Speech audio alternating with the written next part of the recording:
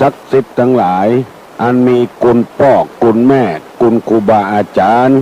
และพระบรมธาตุเจ้าดอยสุเทพครูบาเจ้าศรีวิจัยเป็นต้นขอมาดลบันดาลปกปักรักษา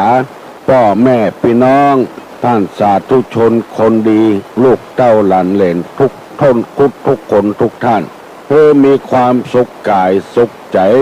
กูคู่กูคนนานแสนนานได้เทินวันนี้ก็เหมือนกับกูวันกูเจ้า6 โมงถึง7 โมงนะเจ้าตุลุงได้นำเอาธรรมะในทางพระพุทธศาสนามาเสนอให้ท่านสาธุชนคนดีทั้งหลายได้ฟังเพื่อให้เป็นสิริมงคลกับชะตาชีวิตได้ฟังธรรมะโบราณท่านว่าเสียงก้องเสียงกลองเสียงมองต่ำเข้าเสียงตุเจ้าเทศนาธรรมเป็นเสียงที่เป็นสิริมงคล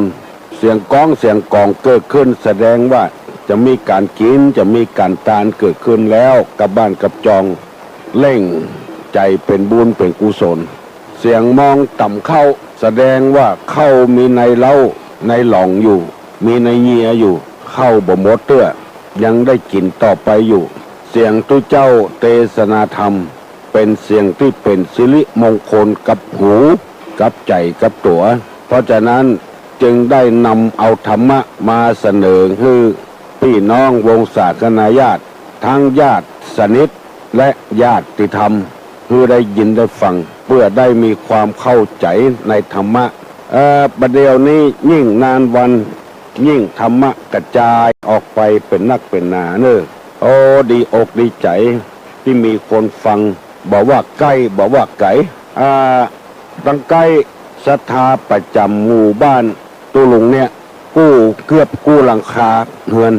ลุกมาเมื่อเจ้า6 โมงฟังตุลุงประกาศธรรมตั้งไกลก็มีแวดบ้านแวดจองในตำบลนี่ก็มีอำเภอก็มี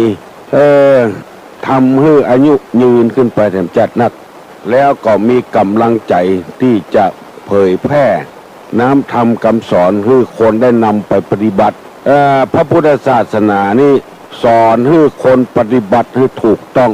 ภัยบ่ต้องมาสาบทสาบานเข้าศาสนาบ่ต้องยับไป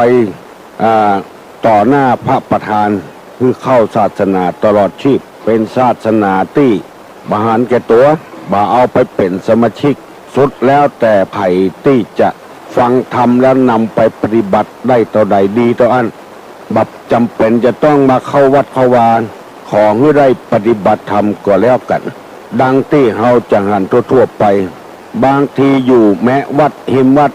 บ่มาตานวัดนี้ไปตานวัดอื่นก็มีหรือว่าบ่เข้าศาสนาก็มีบ่มีไผว่าอย่างกันเปิดใจเลยตุลงหันว่าเป็นพระธรรมคำสอนติดดีเปิดใจ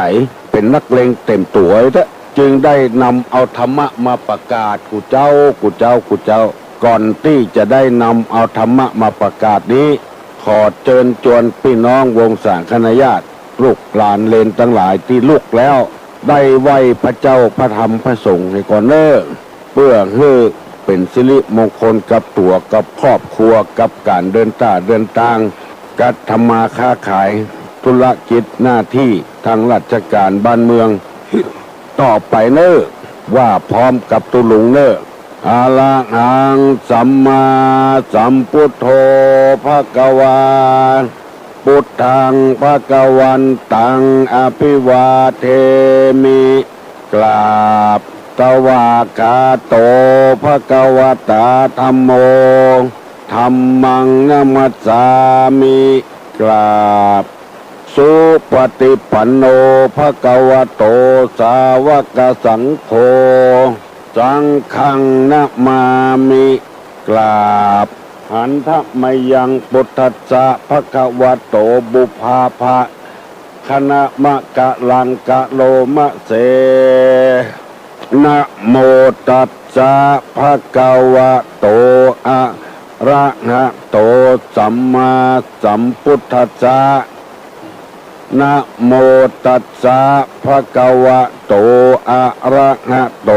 สัมมาสัมพุทธัสสะนะโมตัสสะภะคะวะโตอะระหะโตสัมมาสัมพุทธัสสะพุทธังสรณังกัจฉามิธัมมังสรณังกัจฉามิสังฆังสรณังกัจฉามิตุติยัมปิพุทธังสรณังกัจฉามิตุติยัมปิธัมมังสรณังกัจฉามิตุติยัมปิสังฆังสรณังกัจฉามิตติยัมปิพุทธังสรณังกัจฉามิตติยัมปิธัมมังสรณังกัจฉามิตติยัมปิสังฆังสรณังกัจฉามิอิติปิโสภะคะวาอะระหังสัมมาสัมพุทโธวิชชาจรณะสัมปันโนสุขโตโลกวิโตอนุตตะโลปุริสะธรรมสารถิสัทธาเทวะมนุษย์สานังพุทโธภควาติสวากขาโตภควตาธัมโมสันติติโกอากาลิโกเอหิปัสสิโกโอปนะยิโกปัจจัตตังเวทิตตโปวินโยหิติสุปฏิปันโนภควโตสาวกสังโฆอุชุปฏิปันโนภควโตสาวกสังโฆยายะปฏิปันโนภควโตสาวกสังโฆสามีจิปฏิปันโนภควโตสาวกสังโฆญะติตังจัตตาลิปุริสะยุคานิอัฏฐะปุริสะอุคลาเอสะภควโตสาวกสังโฆอาหุไนโยปาหุไนโยทักขิไนโยอัญจลิกาลนิโยอนุตตะลังปุญญเขตังโลกัสสาติกราบหนึ่งกราบสองกราบสามโอ้สบายใจแล้วได้ไหวพระพุทธเจ้าพระธรรมพระสงฆ์พระพุทธเจ้ามีบุญกุลกับมนุษย์โลกมากมายให้คนเฮาได้มีความสุขทางใจทรัพย์สมบัติทางนอกเป็นทรัพย์สมบัติที่ให้ความสุขแต่เมืองคนบางทีก็เป็นอันตรายกับตัวแม้แต่อยู่ในธนาคารยังมีขโมยโจรจนไปปล้นไปลักเอาก็ได้ในอเมริกาโคตรเป็นอุโมงค์เข้าไปลักเอาเงินแต่ในธนาคารเป็นอันตรายกับตัวเองกับชีวิตจะเป็นไปได้แต่ทรัพย์ภายในนี้บ่เป็นอันตรายอย่างกับตัวยิ่งคนใดมีนักเท่าใดจะเป็นคนดีเท่าอันมีทรัพย์สมบัติเท่าอันเพราะฉะนั้นตุลุงจึงได้นำมาเสนอให้พี่น้องทั้งหลายได้ฟัง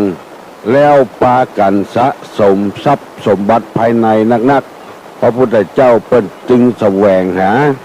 เพื่อหาทรัพย์ภายในให้ได้นัก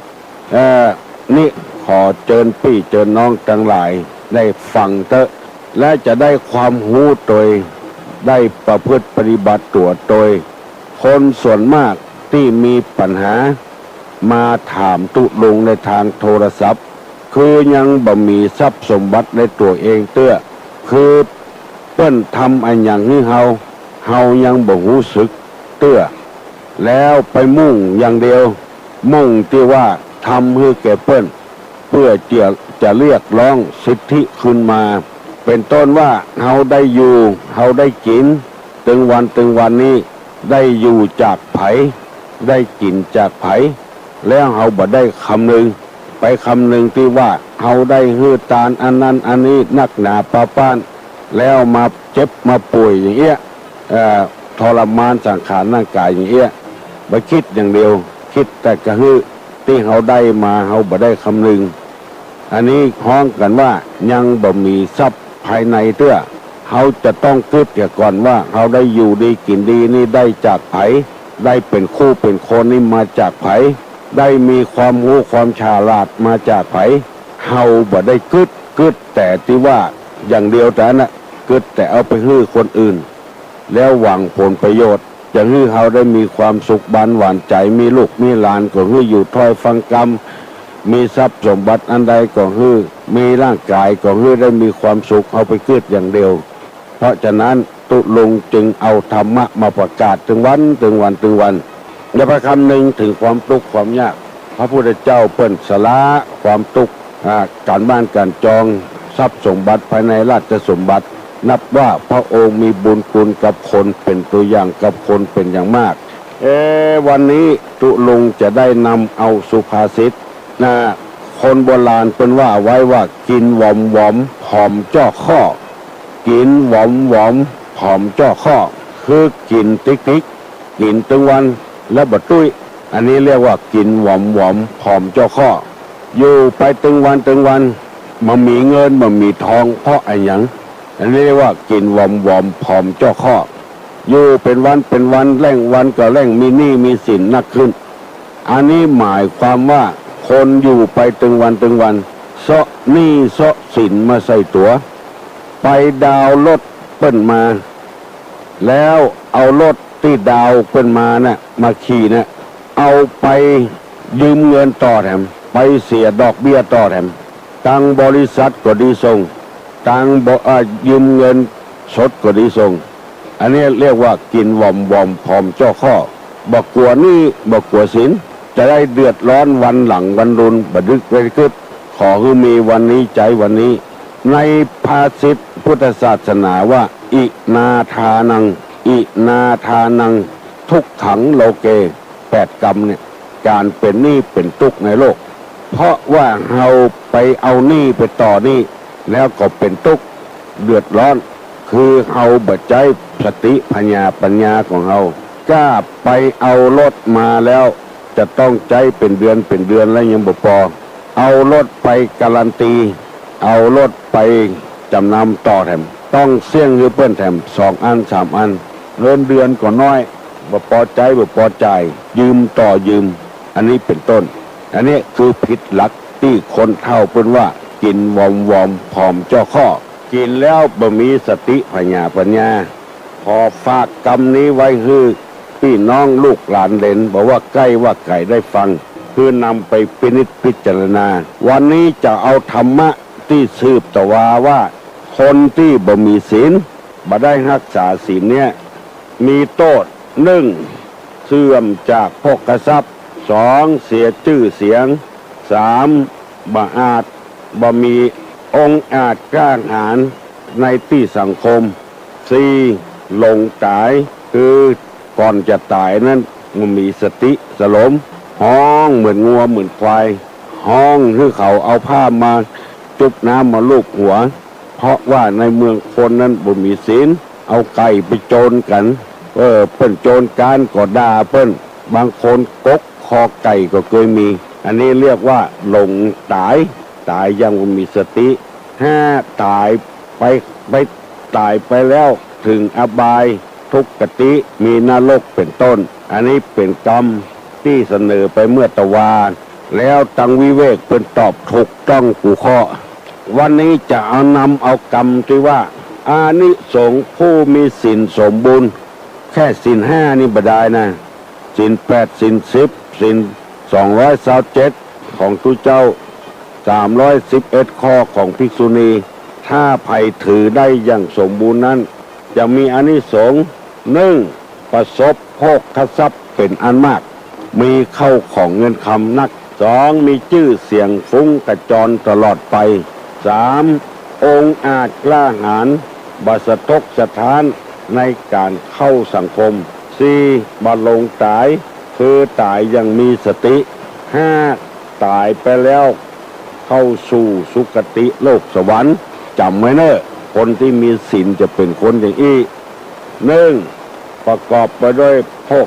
สมบัติเป็นอันมากเรียกว่าประสบโชคทรัพย์สมบัติเป็นอันมากสองมีชื่อเสียงฟุ้งขจรสามองค์อาจกล้าหาญบัสทกสถานเมื่อเข้าสังคมสี่บำลงตาย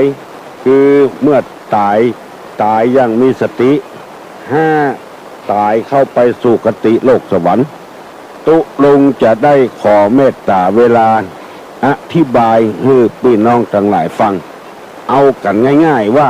คนที่มีศีลเนี่ยจะมีโภคสมบัติอย่างใดเป็นคนร่ำคนรวยมีเงินมีทองคนที่มีศีลนี่นะเอาง่ายๆอย่างสมัยโบราณเมื่อเฮายังมาเกิดกันเตื้อนี่ครูบาศรีวิจัยเป็นลูกของเจ้าให้เจ้านาวันที่ครูบาศรีวิจัยนะเกิดงัวควายเข้าแหล่งหมดเมื่อเจ้าก่อนไงมืดฟ้าบดฝนตกฟ้าห้องงัวควายก็นึกว่าค่ำแล้วอันนี้เป็นสัญลักษณ์ของครูบาศรีวิจัยพอเกิดมาประกอบด้วยศีลธรรมกรรมฐานหนทางขึ้นดอยสุเทพสตางค์บาทเดียวก็บ่มีเป็นจะได้ว่าคนถึงไปช่วยใครได้สาคนก็เอามาตานใครได้อิปิกจอบพุทธมาเห็นก็คนเอามาตานเพราะครูบามีศีลสมบูรณ์ใครได้อันใดก็หลั่งไหลมาปัจจุบันนี้ตุเจ้าที่มีศีลโภคสมบัติไหลมาซื้อที่ดินออกแปลงวัดแปลงวาดูตั้งกินดูตั้งตานตุลุงไปห่วมเปิ้นทำบุญกันที่วัดหลวงปู่ล่าแปลงวัดแปลงวาเจริญรุ่งเรืองขึ้นมาคนที่มีสินค้าโอท็อปเอาไปขาย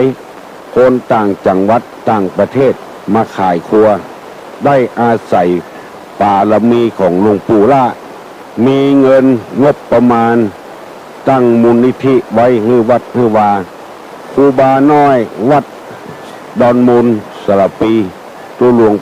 งไปห่วมซื้อที่ตะวันตกวัดออกแถมเอาไว้จอดรถจอดรางเวลามีการมีงานที่ไปห่วมเพราะว่าครูบาท่านเหล่านี้เป็นคนมีศีลมีธรรมหลวงพ่อท่านเจ้าคุณราช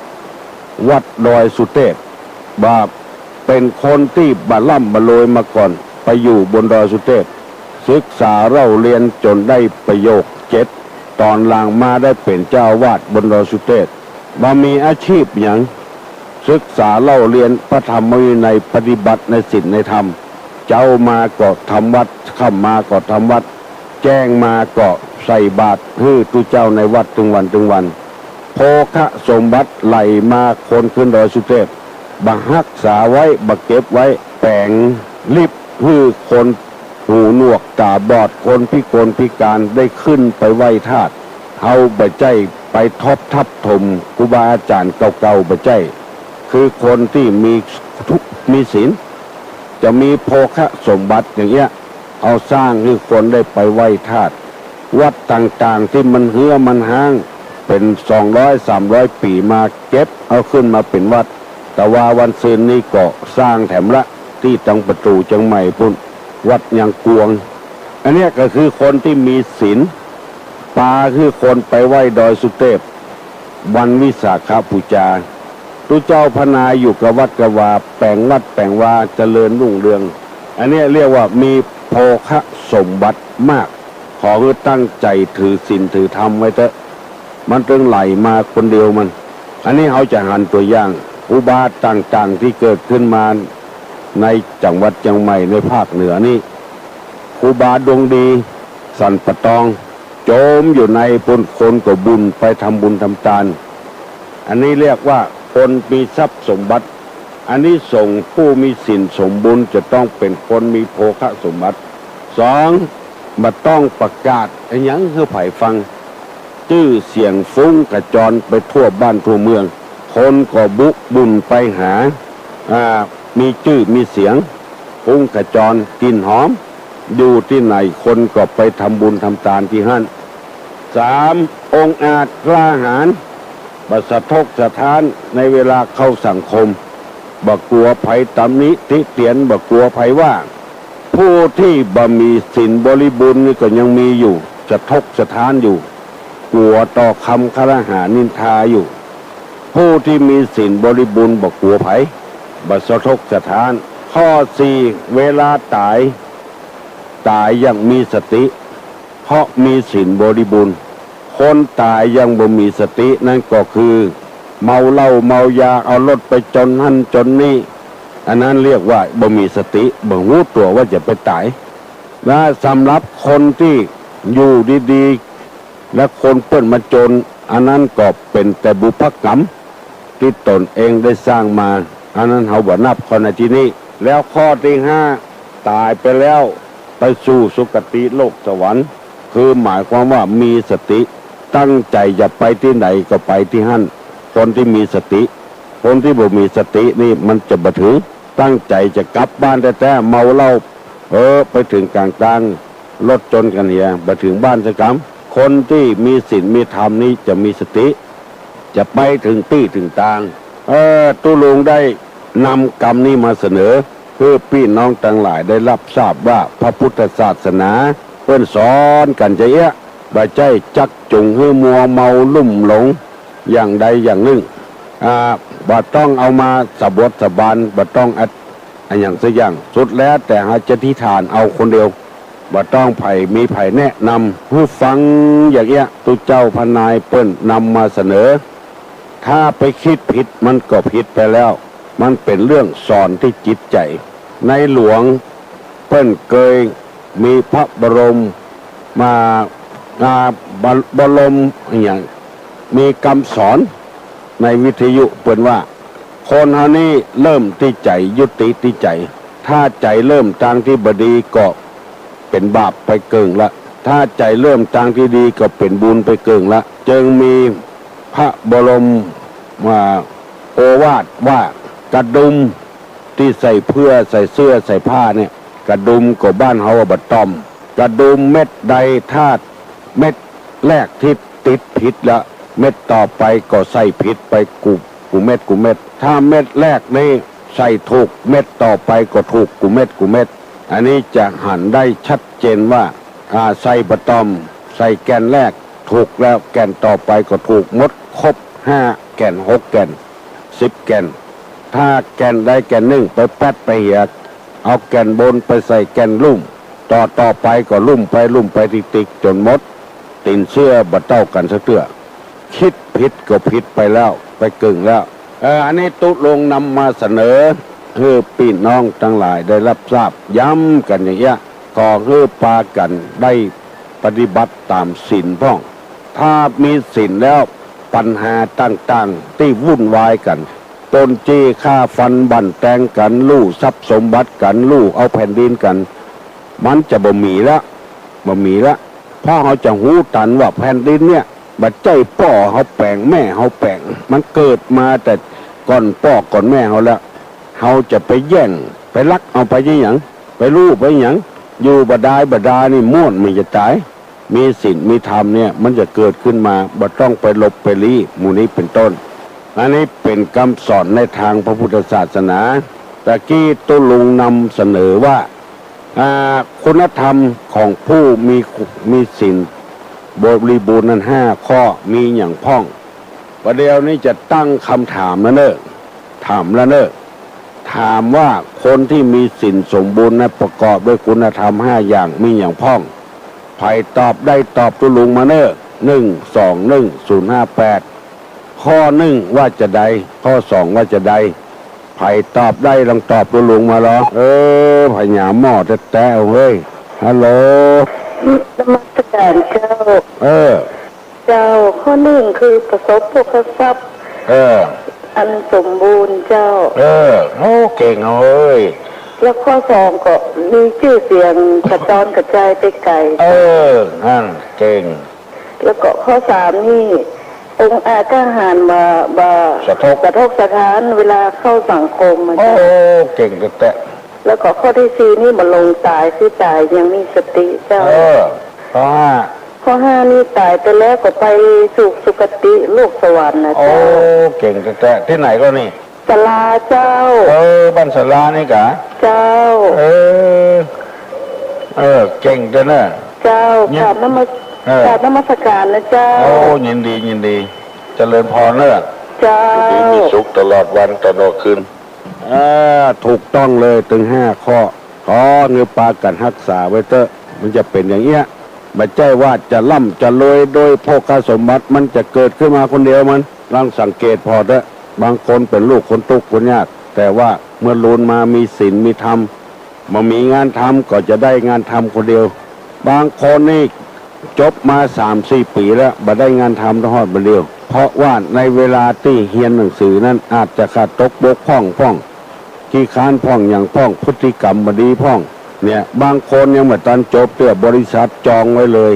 ก็เพราะว่าเรียนดีมีความประพฤติดีนั่นเองศีลธรรมก็คือความประพฤตินั่นเองต่อไปนี้เราจะได้อู้กันเนอะจะได้นั่งอู้กันเมื่อตะวานี่เป็นวันศีลเนาะก็บุญรัตน์ธนัญชัยนี่เปิ้นมาตักบาตรมากูเจ้ามากูโดยกูศีลน่ะตึงแม่นายตยตึงป้านายบุญรัตน์ตยเปิ้นฟังตุลุงเหมือนกันนะแต่ว่าโทรศัพท์มาก็บัตรเปิ้นเขียนหนังสือมาว่าขอกราบนมัสการเรียนถามว่าคำว่าถึงสุข3 ประการนั้นคืออย่างไรสุข3 ประการนั้นคืออะไรหยังเปิ้นถามไหมว่าอย่างนี้ไผ่พ่องได้ลองตอบคือมาฟังเราก็บุญรัตน์ธนัญชัยมาวัดกุศิลนะบอกว่าเดือนดับเดือนเพ็งแฮม8 ค่ำออก8 ค่ำเสมอต้นเสมอปลายเปิ้นคำว่าถึงสุข3 ประการนั้นคืออย่างไรใครได้ตอบมาเนอะฮัลโหลดีครับตุลงผมไม่ได้ตอบเนอะผมโทรมาบอกผมได้มาบอกตุลงหมดได้อ๋อครับสารปี29ซอย29นะครับสารปีมั้งเหรอคนฟังกันนักขนาดนะครับประเดี๋ยวนะครับมันฟังมันชัดเจนดีครับยินดีเนอะบอกคือป้อนว่าตุลงยินดีเนอะครับผมฟังกูเจ้าว่าเนอะตุลงครับพอดีผมไปส่งของสนามบินมาจ้ะครับฟังในรถปัญหาไม่ได้ตอบเนอะบ่ตอบเนาะครับผมมาบอกคือตุลงมาได้ครับยินดีครับตุลงอายุยืนเนี่ยจะนักเนอะครับขอบตีนเนอะตุลงเจริญพรเนอะครับผมครับยินดีกับลูกกับหลานกับพี่กับน้องเนอะฟังเตะกองเสียงมองต่ำเข้าเสียงทุกแก้วเทศนาธรรมฮัลโหลฮะครับที่ตอบสุข3 ประการครับว่าอยู่ใดสุขในเมืองคนสุขในเมืองสวรรค์สุขนิพพานถ้าว่าสังคมภายในครอบครัวนั้นก็สุขมีเข้าของเงินทองมีเข้าอยู่ในหลองกับแล้วก็ทำงานก็มีโทษครับแล้วก็ครอบครัวมีความสุขครับครับฝั่งม่วงเป็นโทรมาบอกว่าคำว่าสุข3 ประการนั้นได้แก่สุขเมืองคนเมืองฟ้าและพระนิพพานสุขที่อยู่ในครอบครัวก็มี1มีเข้าของทรัพย์สมบัติ2ทำงานปราศจากโทษบ่มีโทษทำงานถูกต้องตามศีลตามธรรมกฎหมายบ้านกฎหมายเมือง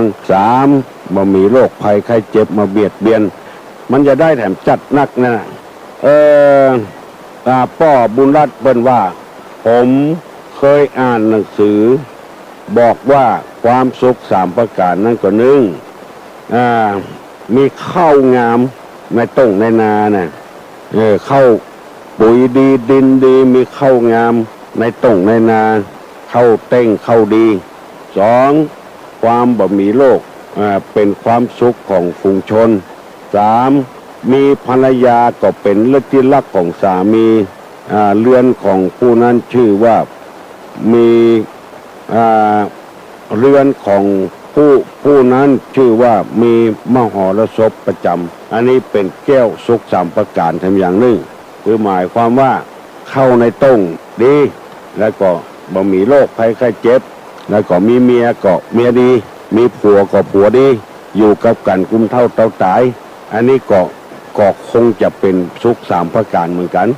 แล้วก็คนบอกว่าเคยถามคนเฒ่าคนแก่ในบ้านทั่วไปว่าสุข3ประการนี้ก็คือมีข้าวกินมีหลัวดังแล้วก็มีเมียดีเนี่ยบ่คัดข้องใจหยังอันนี้คุณบุญรัตน์ธนันชัยเพิ่นถามมาอันใดจะถูกต้องก็มันก็ถูกต้องกูอย่างนะถูกต้องกูอย่างอันที่ว่ามานั้นสุข3ประการแต่ในธรรมะนี่ว่ามีพระนิพพานเป็นยอดสุขในเมืองคนสุขในเมืองฟ้าตลาดถึงพระนิพพานเจ้าได้เทินอันนั้นก็จะเป็นความสุขตามชนิดหนึ่งถึงเมืองคนถึงเมืองฟ้าเมืองคนก่อนอย่างที่ว่าเนี่ยมีข้าวต้มข้าวนาอย่างดีมีเมียดีมีผัวดีฮัลโหลครับท่านประกาศครับลุงผมแค่ถามว่าผมจะตามศาลาเดือน6ออกแล้วมันที่ค่ำดีครับเดือน6ออกกี่ค่ำดีครับถ้าจัดเฮือดีเนี่ยออก3ค่ำออก3ค่ำมันจำหามันมีนะครับ1ค่ำจ้างแก้วสู่ลงธรรมอันนี้ก็ดิ้งครับ2ค่ำทำฟังธรรมกลางประจ้าบดีครับ3ค่ำล้างมือท่าดากินครับ4ค่ำนอนติ่นตากแดดก็บดีครับ5ค่ำผีไล่แวดปองเอา6ค่ำลงสับเปาไปกานี่ก็ดี6ค่ำดีครับ6ค่ำดีเดี๋ยวผมว่าจะตาม6ค่ำนี่แหละดีละครับลงสับเปาไปกาเนาะครับครับที่ไหนอันน่ะก็ครับสันกลางครับที่ไหนอันสันกลางใต้กับสันกลางครับดีค่ะสันกลางเหนือสันกลางใต้สันกลางเหนือครับคุณลุงเคยมาจะเตียนมาเทศไปเทศนะการเทศวัน6ค่ำเนี่ยครับเดือน6คุณนักการเมืองครับมอสอนมอหรอกเดือน6มาสันกลางครับเจริญพรครับดีแต่โอ้ยคัดข้องมองใจอย่างโทรมาถามตุลุงดิดฮัลโหลตุลุงครับตุลุงนะอันนี้ว่าเป็นยาขาได้อยู่ได้ตาเลยโดยไหนยาแห้เลยครับมึงพวกอะไปจ้าเขาเผาเนี่ยเป็นพ่อกระเลียงนี่แหละครับเผากระเลียงฟังตุลุงเหรอฟังตัววันตุวันกูเลิกแล้วอยู่บ้านดงดำนี่นะดงดำมึงอะหมู่ที่5ตำบลหยังตำบลมันเป็นฟังชัดดีก่อบ้านแบบชัดเป็นบ้านกลางนะเป็นบ้านค้ำบัดได้อยู่ม่วนกินหวานบ่อยู่ดีละอันนี้โทรมาหาตุลุงเลยมาถามตุลุงมาได้เนาะโทรให้ตุลุงฮู้ตุลุงเมืองฮอดดีแต่เหรอฟังหน้าก่อนตามเรื่องดูเลยตอนมาตามเลยแล้วก็มีคนฟังหลายก็ดีเนอะอยู่ดีมีสุขเนอะถือศาสนาพุทธกะถือศาสนาพุทธมีวัดก็มีตุเจ้ามีก็ตุเจ้าก็มีครับตุเจ้าก็มีมาขอวัดโสดากะแล้วการที่ลุงพิจารการที่ลุงพิจารแล้วครับดียินดีตัวเนอะบุญรักษาเนอะกันเลี้ยงเนาะยินดีเนอะครับมือฮอดปุ่นเป็นชนเผ่าเก่ากะเลี้ยงแต่ว่าเป็นเชื้อชาติกะเลี้ยงแต่เป็นคนไทยเป็นปกัญญอปกัญญอนี่ทำบุญทำทานนี่ครูบาจะแตะเฮ้ยเมื่อครูบาศรีวิจัยมีก็แวกหน้าแวกหลังฮัลโหลผมที่ไหนไวสาทุกพี่ผมทำแล้วผมพันอ่านบุจูเนาะครับผมตะกี้ที่อีพ่อปัญถามมาสุข3ประการนั่นน่ะคนเฮานี่มันก่อนจะเข้าใจกันไปได้หลายอย่างเนาะหลายอย่างเนาะอย่างทุกพี่ว่านะใครตอบมาก็ถูกละกับนี้ที่มันจะให้มันสุข3ประการแต่นั่นก็ว่าเพิ่งก็ถึงบอกอยู่ไหนฮันโมละต่างคนต่างตอบมาสุขก็ได้สุขเพราะมีข้าวกินสุขมีเพาะแผ่นดินไว้อยู่สุขเพราะมีกู้นอนนำมันก็อยู่ตัวกันทั้งหมดนะครับ บ่ผิดกันบ่เถียงกันเนาะ บ่พิดกันบ่เทียง มีก็นอนบ่ได้ก็บ่ดีเนาะ ครับ คือเข้าใจกันเนาะ ครับ เอาใจกัน เอาใจเปิ้นมาใส่ใจตัวเนาะ ตัวนี้ล่ะตัวนี้ล่ะ เออ เอาใจเปิ้นมาใส่ใจตัวเก่าพ้อง ถ้าเอาใจเอาไปใส่ใจเปิ้นนะโอ้ก็จะเป็นอคติไปละ แม่นเนาะ มันจะมามีความสุขละเปิ้นมาตามใจเขาเนาะถ้าต้องเอาใจเอาไปใส่ใจ กินเหล้าเมาเหล้าอย่ากัดเขี้ยวงัดงะมานอนเพื่อนเนาะบ่เอาใจเปิ้นมาใส่ใจตัวได้ลองไม่ยิงเนี่ยอย่างนั้นนี่เขาก็จะทีบเปิ้นน่ะเนาะได้นะบ่มีความสุขเนาะ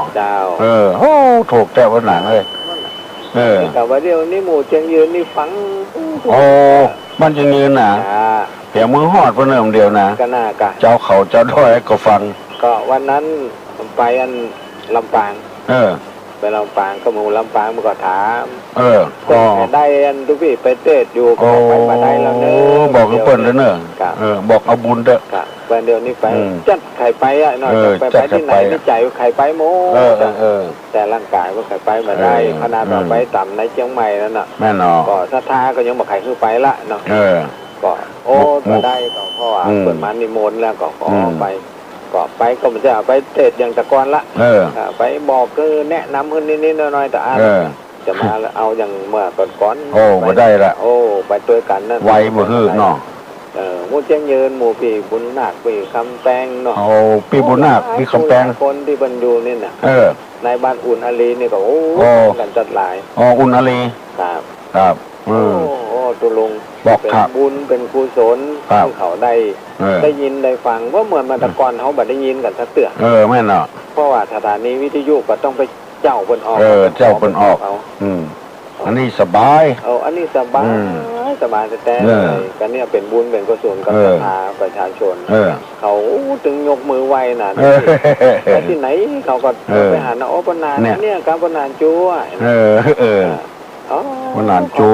ขอช่วยบอกให้ทุกอันลุงทองตัวเนื้อทุกเจ้าจกกันน่ะทุกเจ้าจกนี่สบายใจว่ะตื่นยังมาตื่นจากตื่นนอนเนี่ยเพิ่นกับปุ๊กเขาลูกละลูกเนื้อน่ะเพิ่นก็เพิ่นยังมาดีใจหรอกนะโอ้เป็นบุญเนาะโอ้แต่ถึงจะนอนเนี่ยก็เป็นอย่างก็ยกมือไหว้เนาะถ้าตุลุงเปิดห้องแล้วก็ยกมือไหว้อันนั้นก็ถ้าเปิดไหว้ผ้าก่อถ้าลุกยากลงไปก็ไหว้ตัวอันเด้อว่าตัวมันเป็นอย่างเพราะมันอยู่ที่ใจความสุขสามประการก็อยู่ที่นี่ทั้งหมดก็สุขอย่างนี้การก่อสุขใจก่อตัวทุกสามประการเนี่ยมันถึงคนตั้งอกตั้งใจแล้วถึงได้หมดละต้องสุขสามประการนะครับน้องมาตั้งใจมันมีศีลมันมีทำไปสุขได้สามประการมันมาได้แล้วมาได้เนาะกลับมาได้ครับนี่ก็อยากจะตอบปัญหาทุลุงกันแต่แกบอกว่านันจูมันต้องตอบมันต้องตอบเนาะเดี๋ยวกับเขาว่ามันเป็นนานโล่เป็นนานตอบอย่าได้มันก็ถึงเขาถึงว่าเนาะเจ้าครับบางบอกกันตุลุงบอกดีอกดีใจดีอกดีใจนะขอถึงตุลุงได้อยู่สุขสบายก็เจริญพรเนาะเจริญพรสุขสบายเจริญพรวันนั้นลูกสาวก็ไปหาหรอกแม่น่ะครับตอนว่างๆจะได้เข้าไปหาแต่เห็นจะมาที่ผู้สูงอายุอยู่ฮั่นแล้วหรอกบอกครับดีแต่ครับใจน้องโชคดีเนอะครับดีเนอะปนานจูอดสามาบอกถูกต้องแล้วบัดเดียวนี้เอาแถมพ่อบุญรัตน์นะเพิ่นอดสาอายุเพิ่นก็นักละเข้าเกือบ80แล้วนะเพิ่นว่าอย่างอีสุนี่แปลว่าดีนะสุละนี่ข้อหนึ่งแปลว่านักรบผู้กล้าหาญสุระแถมอันหนึ่งเรียกว่าเทวดามีข้าวติบน้ำติบกินสุรานี่แปลว่าเหล้าแต่ใครหูว่าสุไรนี่แปลว่าอะไรหยังใครตอบได้ลองตอบคือตุลุงนี่เถอะตอบถึงพระรัตน์ตัวสุนี่แปลว่าความดีสุจิตตาแปลว่าคนมีใจดีสุวิชานี่แปลไม่วิชาดีนี่แปลว่ากล้าหาญแปลว่าเทวดาสุราแปลว่าเหล้าสุไรนี่แปลว่าหยังใครได้ลองตอบมาลงฮัลโหลทุกคนค ครับ เจริญพร ตอบปัญหาครับ ตอบปัญหาก็รัดในนอก ครับสุไลเนี่ยครับ เออ ไลรู้ครับ ไปดูที่โหที่ไหนมาฮะ พี่เนาะค่ะครับลุง พี่เอาใครบอกอ่ะโชว์ลูกที่ไหนมา อาจารย์ลังโกนี่ครับ เออ ใกล้ๆเลยครับ โอ้กินหม้อก็แต่สุไรแปลว่าไซรุ ครับ เอาดักป่ามาได้เนาะ ครับ โกนหัวเนาะ ครับ โอ้เก่งเลยอนุโมทนาเนอะ ครับ โอ้มาเจ้าโกนได้เนาะ ครับ โอ้เก่งเฮ้ยโอ้วันนี้ดีอกดีใจไปเอาพี่น้องปักกันยอพี่น้องกะเหรี่ยง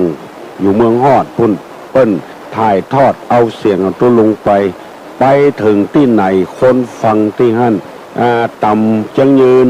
นี่เปิ้นก็ฟังกันตัวลุงเคยถามละที่ไหนเปิ้นก็ฟังกันกุที่กุตางฟังแล้วก็บอกต่อกันไปเตอะมันแบบเป็นพิษเป็นภัยอย่างกับศาสนากับสังคมอย่างซักอย่างฟังแล้วลงอกลงใจม่วนอกม่วนใจสุไรแปลว่าไซรุ โอ้ถูกต้องแต่เมื่อตะว่าถามแล้วบ่มีไผตอบสักคนเลยว่าตาอะไรอยู่ต่ำที่สุดตาต่ำที่เขาว่านะตาอย่างอ้อไผได้ตอบมาเนอะตาอย่างอยู่ต่ำเลยเปิ้นที่เขาว่าคนมองในแง่ร้ายอะมองคนในแง่ร้ายคือคนตาต่ำตาอย่างอ้อฮัลโหล นักษาตาตุ่ม โอ้มาแล้วเฮ้ยน้องพิษสมัย ตา ตา ตุ่ม บ้านเฮาว่าตาอย่างคนไทยว่าตาตุ่มบ้านเฮาว่าตาอย่าง เพราะว่าภาษากำเมืองภาษากำเมืองน้องหมูกันนะ โอ้โหกา มันนึกว่าตุ่ ลองซ้อมพอแล้วตั้งลงบ่เปิดเป็นผงโคกะตายเนี่ยซ้อมตั้งแต่องค์ติ่งขึ้นมาตายเนี่ยฮะ เดี๋ยว ตั้งซอกก็ว่าตาซอกตั้งลุ่มตายเนี่ย ตาติ๋ง นั่นคนที่มองคนในแง่ร้ายนะอันนี้เป็นว่าตาต่ำตาตีนตาตุ่มเป็นคนดีแต่ไปว่าเป็นคนบดีอย่างอันเนี้ยมองคนในแง่ร้าย ความดีที่ทำมาแต่พอแล้วก็ไปพอตังที่บดีบุญอันเนี้ยห้องแบบฮะ มีเปละ มีธรรมะเป็นธรรมะนะนายกเนี่ยอย่างพ่องบ่พ่อ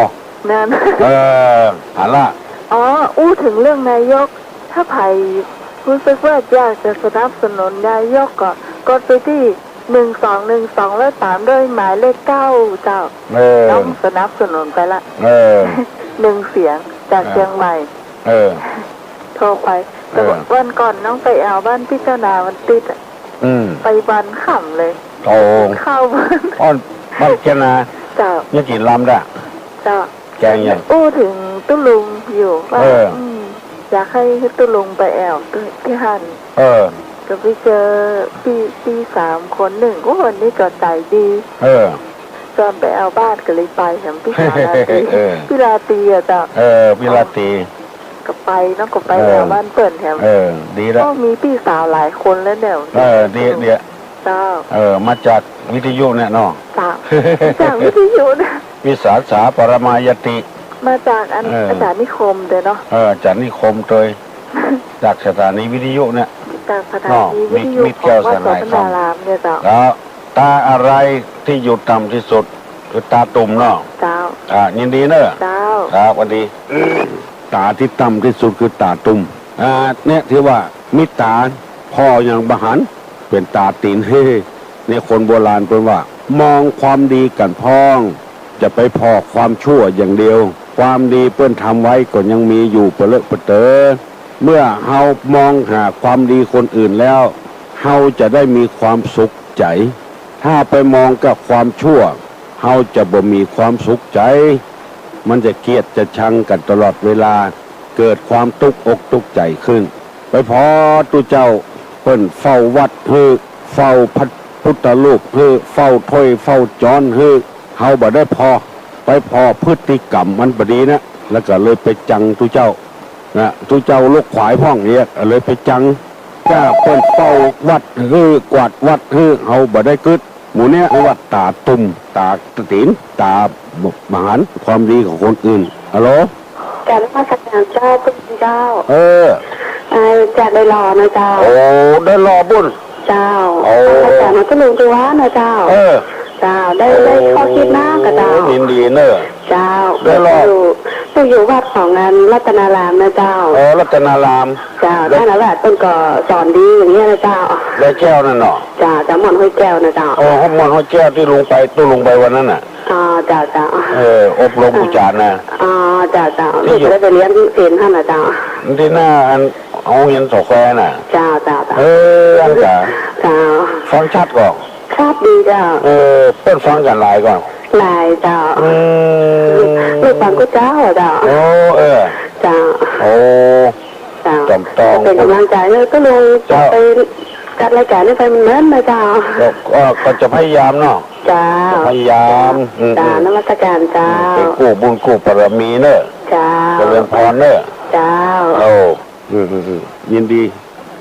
ยินดีกับพี่กับน้องกับลูกกับหลานเนอะตุลงจะพยายามเนี้ยถ้าบาดเจ็บบาเป็นยังจะออกรายการกูเจ้า อันขออู้เรื่องตาตุ่มนี่ทำกัน มันบัดเสี่ยงเตื้อมันบัดเสี่ยงใจ คือมีตาขอห้องว่าตาตุ่ม และคนบ้านเฮาห้องตาตีนเป็นตาและก็บ่มีประโยชน์หยังเนี่ยไปมีประโยชน์อย่างบ่ได้หันอย่างสักอย่างเป็นตาก็เพิ่นบ่ได้คือคนเฮานี่ต้องพอกันพอความดีกันพ่อง เอาความดีนะมาปกความบ่ดีเฮาจะได้หูและเฮาจะได้ใจดีใจไปมองกันทางให้อย่างเดียวมันบ่ดีฮัลโหล สวัสดีเจ้า โอ้ไม่ออก พี่ลุง เจ้า นี่อยู่ได้หล่อนะเจ้า โอ้ได้รอบุญ เจ้า คนเก่าคนกี้อ่ะไม่ใช่เหรอ คนละคนนะเจ้า โอ้ย นี่ดอนจื้นเจ้า โอ้ยดอนจื้นแพ่ วัดดอนจื้นเจ้า โอ้วัดดอนจื้นเพ เจ้า ต้องตุ้ลงตึงวันแล้วแต่ไม่ได้โทรเจ้าม่วน ม่วนแหละ เจ้าฟังก็ตอบปัญหานะเจ้า ตอบปัญหา เจ้าตุ้ลงต้องมันออกตึงวันนะเจ้า ออกทั้งวันน่ะจะพยายามนะเนาะ เจ้า ออกสดๆนะ เจ้า มาเจอเทปออกสดๆน่ะ เจ้า โอ้กันหลงทรงกันปอมันม่วนนะเว้ย เจ้า กินข้าวก็ลำกินน้ำก็ลงอ่ะ เจ้า ฟังหลายวันละฟังมั้งละ ฟังทุกวันนะเจ้า หลายเป็นเดือนแล้วอ่ะ โอ้ฟังตั้งแต่เมื่อใดเมื่อเบามาแล้วเจ้า เป็นไทย แต่เมื่อก่อนนี่มันไม่ค่อยดังชัดอย่างนี้ เจ้า มาเดียวนี่มันดังชัดแล้วเจ้า มาบอกคุณตุลุงเนาะ เจ้า บอกคุณตุลุงว่าได้ฟังชัดบ้านดอนจื่นบุญ เจ้า ทำบ้านนั้นไปฟังกันก่อน ฟังเจ้าถ้าของที่มีเดมเปิ้นก็ฟังที่บ่มีเดมเปิ้นก็ไม่ได้ฟังเจ้าเพราะว่ามันออกเดมอ่ะเจ้าแต่ต้องบ้านกันหลอกโวยพวกนี้เปิ้นเป็นเอมาเปิ้นมีเดมหน้ากระจาย เราป่วยเราเป้าน่ะ เจ้า แต่ก่อนมีจ้างซอคนเนาะ ถ่ายอ่ะจ้ะพี่คำน้อยคำน้อยกัน ถาดดำอย่า ลุงถาด กิโล36ตกบันบะสุกที่เราอย่า ำเจ้า ตกกิโล39ตกบันไอเท่าถาดำ 39นั้นตัววันเจ้าพอดีอ่ะจ้า โอ้ยอย่า เจ้า ก็ถาดำนะเราถามคนเท่าคนแก่เลย เจ้า โอ้เป็นจ้างซอดังโลก เจ้า จ่าบอกแค่ดี เจ้า เสียไปแล้วเนาะ เจ้าเสียไปแล้ว โอ้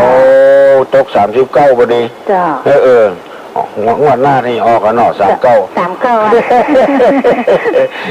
แล้วก่อนจะขายก็สารซื้อก่อน ขายข้าวสารซื้อ เสียนะเจ้า แล้วยินดีเนอะ เจ้า ยินดี เอาดอนจื้นมาแถมแล้วเฮ้ยวันนี้อุ่นหนาฝาข้างเนอะไปได้โทรมาหาสู้หมูไก่ไปได้เฮ้ยฮัลโหล มาสการเจ้า ไม่ออกเลยละเกาะคาลำปางนะเจ้า ฮะ เกาะคา เกาะคาลำปางบุญ เจ้า บ้านอย่างเนี่ย บ้านสาราใจเจ้า สารใจ เจ้าพอดีแม่ปุ่นฟังตัววันเนาะแล้วคนใครอู้ก็ต้องรู้นี่นะเจ้า แต่เป็นอู้กะอู้มาแล้ว เดี๋ยวแม่อู้ตัวนะเจ้าเนาะ ตัวลุงอู้ได้กูคนละละออกกูอู้ได้คนเท่าก็อู้ได้ไม่ใหญ่ไม่หลวง ฮัลโหล ไม่หลวงอายุเท่าไรล่ะ อายุ78เจ้า 78แล้ว เจ้า 78 87เนอะบอกคือลูกคือหลานไง เจ้า เออ กับลูกสาวมันให้ฟังเนาะ เออ กับฟังได้มาถึงคลิปกว่าวันนี่ เออ เพิ่งได้ยินเจ้า เออแล้วชัดเจนดีกว่า ชัดเจนเจ้า สาระใจแหละ เจ้า โอ้ม่วนเนอะบ้านสาระใจไปเดียว จังหวัด นะ ลำปางเจ้า จังหวัดลำปาง อำเภอกระขาเจ้า อำเภอก็ขาเนาะ เจ้า โอ้7-8แล้ว เจ้า ไปวัดไปวาก่อนถึงวันนี่ จะเจ้าบ่ได้ไปแต่งภาษาไปห้องขาดห้อง ดีกะ คือศีล5กับบัดเต็ม ยังข้อใดอ่ะ ยังข้อมู เต็มเนาะ ยังข้อมูสาก็ ด่าลูกด่าหลานน้องกาย แล้ว ย่างอย่าพ้อง เรา กา ถึงแล้วนี่ นะ จะได้ไป เออ ก่อนปี2 ปีนะก่อนไปละปูนเชียงใหม่เจ้า ดี ทำผัดทำปลาไฟ ทำประไฟ ทำปลาไฟกับไป วัดครูบาน้อยกับไป โอ้ดี กับไป วัดบันเด่นกับไปเจ้า อุบัติเทืองหนา เจ้า ว่ามันซื้อเพื่อทำบุญคนรถปมมีที่จอดอะคนหลาย เจ้า ล่ำเหรอ ช่วงนี้ Ờ, ยายก็ไม่ได้ไปวัดน่ะ มันเป็นจะได้ จะ แค่ เรีย ขาน ตั้งแต่เดือนนี้เป็นนี่เนาะ แค่ขาบดีอ่ะ ก็ได้ไปวัดไหน เออ บ่ไป เออ ไปแต่เฉพาะเดือน4เป็น โอ้ บ่เป็นหยังนะเจ้า บ่ดีกะแค่ขาบอกให้ดีกะไปมาเหมือนน่ะหรอบอกคือลูกคือหลานไปแทนก็ได้น่ะ ลูกหลาน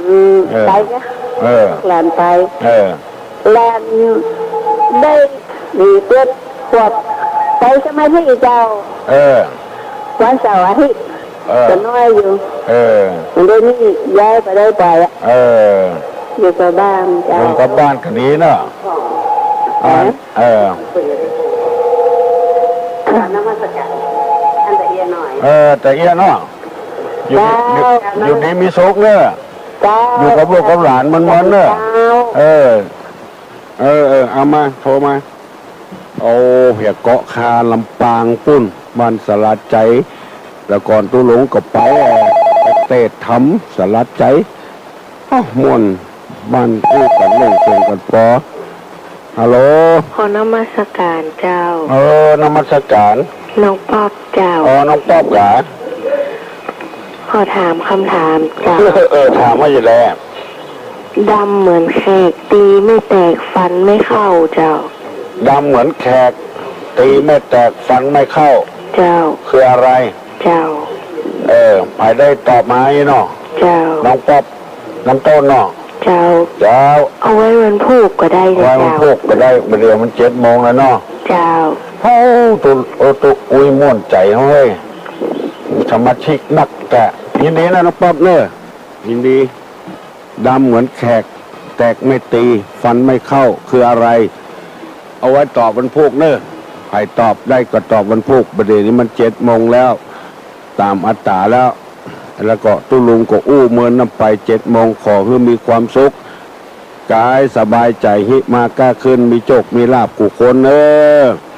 สัพพิติโยวิวัจจันตุสัพพะโรโควินัสสตุมาเตภวะตวนตลาโยสุขีติคายุโกภวะอภิวาธนาสีริจนิจังวุธาปจายิโนจัตตาโลธรรมาวัฏันติอายุวันโนสุขังปลัง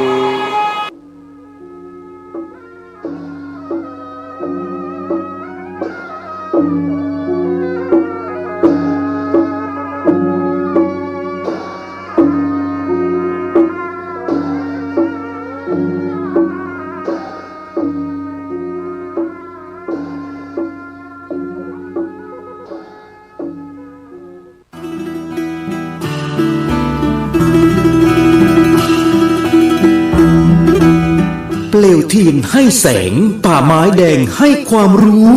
คณะสงฆ์อำเภอชัยประการร่วมกับโรงเรียนพระปริยัติธรรมวัดป่าไม้แดงขอเชิญชวนศรัทธาสาธุชนทุกท่าน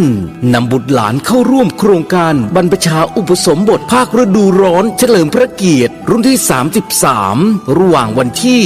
7-13 เมษายน 2568เพื่อศึกษาพระธรรมและเป็นศาสนทายาทสืบทอดอายุพระพุทธศาสนาณวัดป่าไม้แดงตำบลหนองบัวอำเภอชัยประการจังหวัดเชียงใหม่โอกาสทางการศึกษาเรียนต่อระดับประถมศึกษาป .1 ถึงป .6 หรือมัธยมศึกษาม .1 ถึงม .6 สิทธิพิเศษสำหรับผู้เข้าร่วมบวชฟรีเรียนฟรีที่พักฟรีมีรถรับส่งฟรีมีทุนการศึกษาพร้อมเปิดประตูสู่อนาคตที่ดี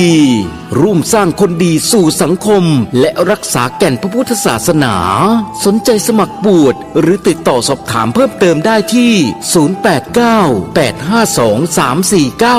089-852-3498 พระครูวรสุตเขตดร.ผู้อำนวยการหรือที่โรงเรียนพระปริยัติธรรมวัดป่าไม้แดงเจ้าอาวาสทุกวัดในอำเภอชัยประการและกำนันผู้ใหญ่บ้านในอำเภอชัยประการมาร่วมปลูกฝังศีลธรรมเพื่ออนาคตของชาติเปลวเทียนให้แสงป่าไม้แดงให้โอกาสทางชีวิต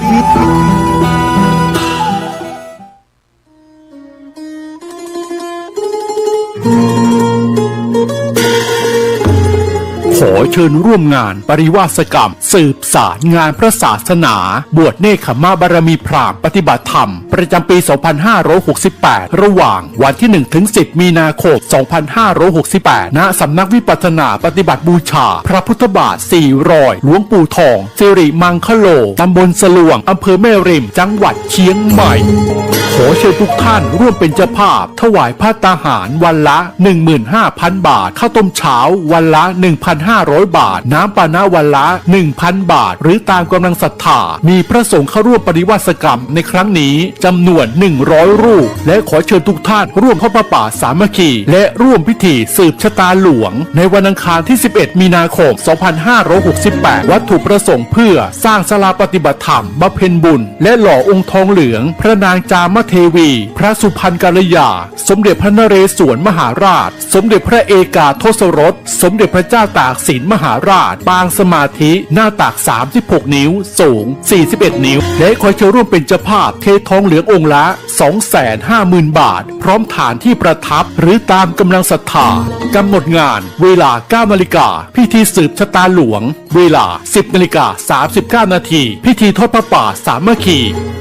โอกาสนี้จึงขอเรียนเชิญทุกท่านร่วมทำบุญตามกำลังศรัทธาสร้างเสริมบารมีกายดีจิตใจแจ่มใสเป็นมงคลชีวิตผ่านบัญชีธนาคารกรุงไทยสาขาโลตัสแม่แตงชื่อบัญชีพระกิตินัทพรพิชิตวัฒนากิจและนางสาวสุวรินทร์อินสวรรค์แม่ชีและนายนรงค์ศรีทิพันธ์เอกเลขที่บัญชี 876064848 1สอบถามข้อมูลเพิ่มเติมได้ที่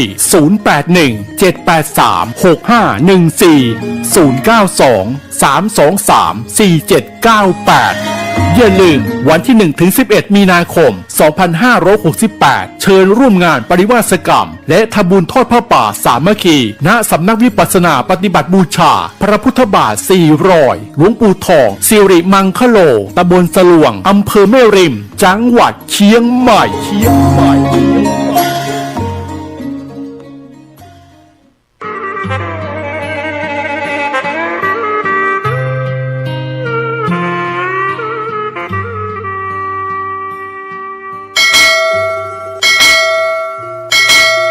ประชาชนชาวเชียงใหม่ที่เคารพทุกท่านขณะนี้จังหวัดเชียงใหม่กำลังเผชิญกับปัญหาหมอกควันและฝุ่นละออง PM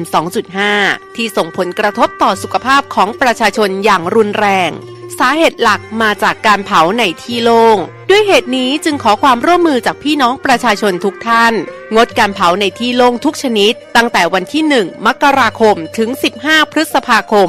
2568 หากมีความจำเป็นต้องเผาอย่างยิ่งต้องลงทะเบียนผ่านระบบไฟล์ดีที่องค์กรปกครองส่วนท้องถิ่นก่อนหากพบเห็นการเผาในที่โล่งสามารถแจ้งได้ที่สายด่วน 191 หรือ 053 112 808 ตลอด 24 ชั่วโมงมาร่วมกันแก้ไขปัญหามลพิษทางอากาศและสร้างเชียงใหม่ให้เป็นเมืองที่น่าอยู่ด้วยความปรารถนาดีจากสมาคมวิชาชีพวิทยุโทรทัศน์ภาคประชาชนเชียงใหม่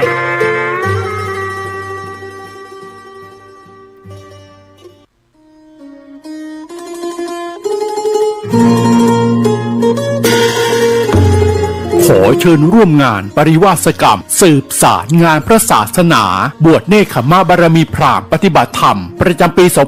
2568 ระหว่างวันที่ 1-10 มีนาคม 2568 ณ สำนักวิปัสสนาปฏิบัติบูชาพระพุทธบาท4 รอยหลวงปู่ทองสิริมังคโลตำบลสลวงอำเภอแม่ริมจังหวัดเชียงใหม่ขอเชิญทุกท่านร่วมเป็นเจ้าภาพถวายภัตตาหารวันละ 15,000 บาทข้าวต้มเช้าวันละ 1,500 บาทน้ำปานะวันละ 1,000 บาทหรือตามกำลังศรัทธามีพระสงฆ์เข้าร่วมปฏิวัติกรรมในครั้งนี้จำนวน100 รูปและขอเชิญทุกท่านร่วมทอดผ้าป่าสามัคคีและร่วมพิธีสืบชะตาหลวงในวันอังคารที่ 11 มีนาคม 2568 วัตถุประสงค์เพื่อสร้างศาลาปฏิบัติธรรมบำเพ็ญบุญและหล่อองค์ทองเหลืองพระนางจามเทวีพระสุพรรณกัลยาสมเด็จพระนเรศวรมหาราชสมเด็จพระเอกาทศรสสมเด็จพระเจ้าตากสินมหาราชปางสมาธิหน้าตัก36 นิ้วสูง41 นิ้วและขอเชิญร่วมเป็นเจ้าภาพเททองเหลืององค์ละ 250,000 บาทพร้อมฐานที่ประทับหรือตามกำลังศรัทธากำหนดงานเวลา 9 นาฬิกาพิธีสืบชะตาหลวงเวลา 10 นาฬิกา 39 นาทีพิธีทอดผ้าป่าสามัคคีโอกาสนี้จึงขอเรียนเชิญทุกท่านร่วมทำบุญตามกำลังศรัทธาสร้างเสริมบารมีกายดีจิตใจแจ่มใสเป็นมงคลชีวิตผ่านบัญชีธนาคารกรุงไทยสาขาโลตัสแม่แตงชื่อบัญชีพระกิตินัทพรพิชิตวัฒนากิจและนางสาวสุวรินทร์อินสวรรค์แม่ชีและนายนรงค์ศรีทิพันธ์เอกเลขที่บัญชี 87606484841สอบถามข้อมูลเพิ่มเติมได้ที่ 0817836514 092-323-4798 อย่าลืมวันที่ 1-11 มีนาคม 2568 เชิญร่วมงานปริวาสกรรมและทำบุญทอดผ้าป่าสามัคคีณสำนักวิปัสสนาปฏิบัติบูชาพระพุทธบาท4 รอยหลวงปู่ทองสิริมังคโลตำบลสลวงอำเภอแม่ริมจังหวัดเชียงใหม่